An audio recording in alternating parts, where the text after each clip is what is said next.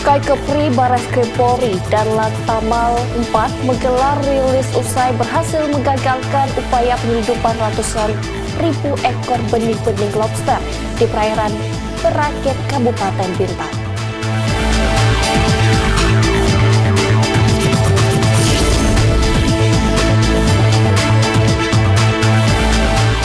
Dalam rangka meningkatkan kesehatan personel yang tergabung dalam operasi Madagoraya, Polda Sulteng melaksanakan patroli kesehatan dan memberikan pelayanan medis kepada personel Pos Kamtibmas.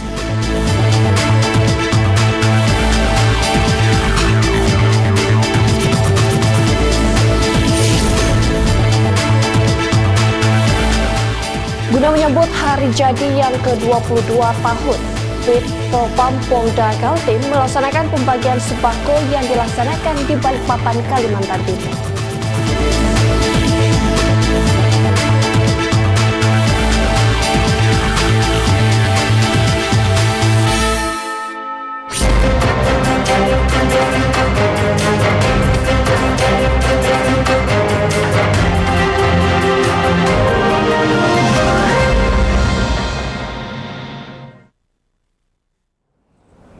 Selamat pagi pemirsa, Presisi Pagi kembali hadir untuk Anda. Seperti biasa, selain 3 berita utama tadi, selama 1 jam ke depan kami juga telah menyiapkan sejumlah informasi terkini lainnya.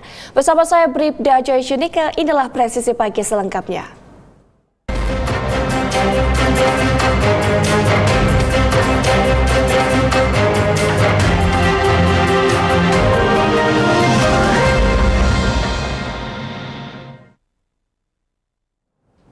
Pemirsa, Ditreskrimum Polda Jatim mengungkap kasus tindak pidana kekerasan fisik dalam lingkup rumah tangga seorang pengasuh bayi yang memberikan racikan obat keras kepada seorang anak di bawah 3 tahun atau batita.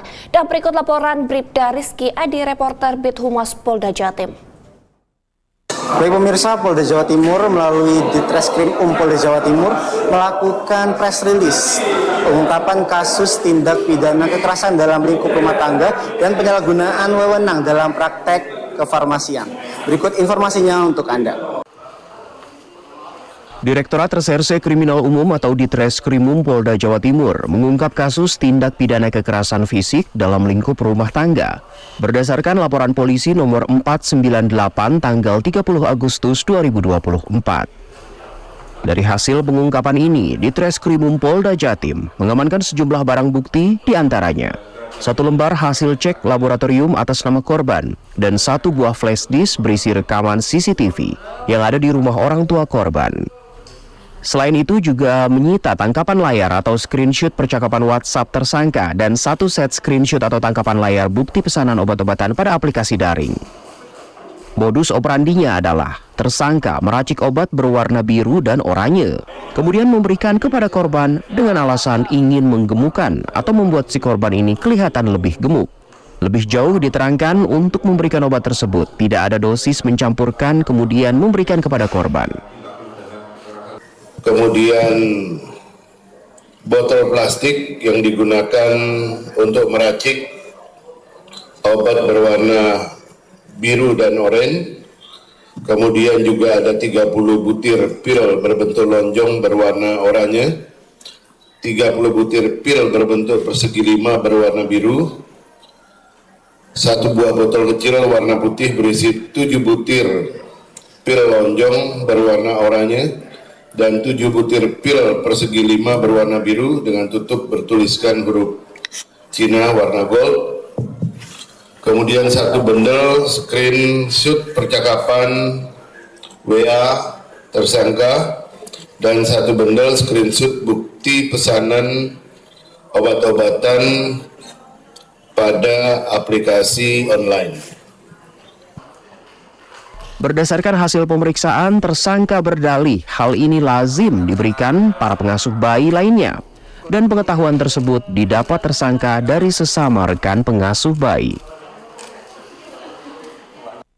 Baik pemirsa, demikian informasi pengungkapan kasus kekerasan dalam lingkup rumah tangga di wilayah Polda Jawa Timur. Saya Bribda Rizky Adi melaporkan untuk Polri TV. Salam. Pemirsa, Bea Cukai Kepri, Barreskrim Polri, dan Lantamal 4 menggelar rilis usai berhasil menggagalkan upaya penyeludupan 237.305 ekor bening lobster di perairan Perakit, Kabupaten Bintan, Kepulauan Riau. Adapun benih-bening lobster tersebut akan dibawa menuju keluar perairan Indonesia secara ilegal. Bea Cukai Kepulauan Riau, Bareskrim Polri, dan Lantamal 4 menggelar rilis usai berhasil menggagalkan upaya penyelundupan 237.305 ekor benih-bening lobster di perairan Perakit, Kabupaten Bintan, Kepulauan Riau. Dalam kegiatan tersebut hadir Kepala Kantor Wilayah DCBC Khusus Kepulauan Riau, Adang Nugroho Adi, Dirtipiter Bareskrim Mabes Polri Brigjen Pol Nunung Syaifuddin, dan Lantamal 4 diwakili Wakil Komandan Lantamal 4 Kolonel Laut P. Ketut Budiantara, Kepala KPU Bea Cukai Batam Zaki Firmansyah, dan stakeholder terkait lainnya. Berdasarkan hasil pendalaman informasi yang dilakukan bersama dengan Bareskrim Polri, Lantamal 4, Polda Kepri, dan Bea Cukai Batam, tim gabungan berkomunikasi dengan tim patroli laut Bea dan Cukai yang sedang melakukan operasi Jaring Sriwijaya 2024 untuk melakukan strategi pengawasan laut yang berlapis. Pengejaran dilakukan selama kurang lebih 3 jam sampai pada akhirnya HSC tersebut dikandaskan di daratan Perakit. Saat tim menghampiri High Speed Craft atau HSC tersebut ditemukan 46 box styrofoam berisi benih-benih lobster dan pelaku sudah melarikan diri. Dirtipiter Bareskrim Mabes Polri Brigjen Pol Nunung Syaifuddin menyampaikan, penyelidikan penyelundupan lobster ini sudah dilakukan sejak 2 bulan lalu. Adapun benih-benih lobster ini berasal dari pesisir Pulau Jawa yang rencananya dibawa secara ilegal ke luar negeri. Penggagalan penyelundupan benih-benih lobster sebanyak 237.305 ekor ini diperkirakan memiliki nilai barang sebesar 23,8 miliar rupiah. Tim gabungan kami dari Bareskrim Lantamal dan Bea Cukai melakukan pengejaran. Proses pengejaran tadi sudah disampaikan oleh Pak Adang ya, pada tanggal 14 Oktober 2024. Setelah kita amankan, dilakukan pengecekan, terdapat 237.305 benih lobster dengan nilai lebih kurang 23,8 miliar.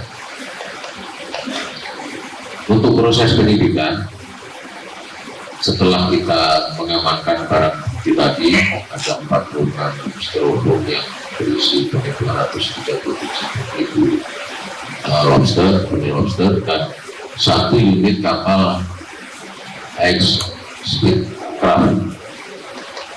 Untuk pengemudi ini masih dalam pengejaran, ya, tetapi kita sudah mengetahui identitasnya melalui IT atau teknologi yang kita punya.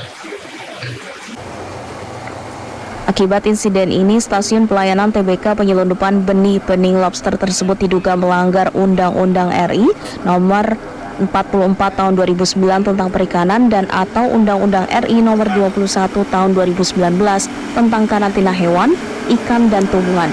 Penindakan tersebut tidak lepas dari sinergi selama ini terjalin dengan baik antara Bea Cukai Kepulauan Riau, Bareskrim Polri, Lantamal 4, Bea dan Cukai Batam, dan Polda Kepulauan Riau. Benih-benih lobster tersebut kini telah dilepas liarkan pada Selasa 15 Oktober 2024 di perairan Anak Kenipan Batu Karimun oleh Bea Cukai Kepulauan Riau, Bareskrim Polri, Lantamal 4, Bea Cukai Batam, Polda Kepulauan Riau, Polres Karimun, Lanal TBK bersama Badan Karantina. Dari Humas Polres Karimun, Polda Kepulauan Riau melaporkan untuk Polri TV. Pemirsa, Polda Jawa Barat menggelar konferensi pers terkait dugaan tindak pidana perjudian daring. Dari pengungkapan ini, petugas berhasil mengamankan 2 tersangka. Informasi selengkapnya dilaporkan Bribda Ilham, anggota Bid Humas Polda Jabar. Kali ini Polda Jabar melaksanakan kegiatan konferensi pers terkait adanya dugaan tindak pidana judi online yang ditangani oleh Direktorat Cyber Polda Jabar, yang akan disampaikan oleh Kabid Humas Polda Jabar dan Direktur Cyber Polda Jabar serta Kasubit Cyber. Kabid Humas Polda Jawa Barat Kombes Pol Jules Abraham Abbas didampingi Diresiber Polda Jawa Barat menggelar konferensi pers terkait dugaan tindak pidana perjudian daring. Diketahui, tersangka berjumlah 2 orang berinisial N dan YA. PN merupakan pihak yang menyediakan, memiliki, mengelola, dan mendistribusikan situs perjudian daring.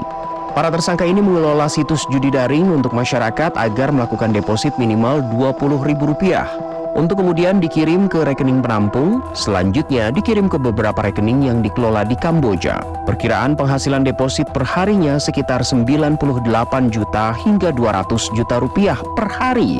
Dari hasil pengungkapan ini, petugas berhasil mengamankan sejumlah barang bukti di antaranya 11 unit ponsel, beberapa kartu ATM, buku tabungan, 3 SIM card Kamboja, 1 lembar mata uang Kamboja senilai Rp500, 3 lembar mata uang Malaysia senilai Rp1 per lembarnya, 1 paspor, sebuah unit hard disk, 1 set tangkapan layar atau screenshot percakapan WhatsApp, dan 1 set screenshot desain grafis konten judi daring. Diketahui bahwa yang bersangkutan, Saudara N ini telah bekerja selama 2 tahun, yaitu sejak 2022 sampai dengan 2024 ini. Dari hasil interogasi pemeriksaan awal, diketahui bahwa yang bersangkutan ini menerima gaji sebulan kurang lebih Rp31 juta. Hal ini bertahap, yang mulai dari gaji sebagai telemarketing 5 juta sebulan, kemudian meningkat 7 juta, lalu meningkat sampai 10 juta. Nah, ini termasuk ada komisi dan uang makan yang diterima dari perusahaan company Phoenix yang berada di Kamboja. Akibat perbuatannya, para tersangka dijerat Undang-Undang Nomor 11 Tahun 2008 tentang Informasi dan Transaksi Elektronik dengan hukuman pidana penjara paling lama 10 tahun dan atau denda paling banyak Rp10 miliar dan pasal 303 KUH pidana penjara maksimal 10 tahun dengan pidana denda maksimal Rp25 juta. Demikian kegiatan konferensi pers dari Polda Jabar. Saya Bribda Ilham, pamit undur diri. Salam presisi. Pemirsa, tetaplah bersama kami, Presisi Pagi akan segera kembali.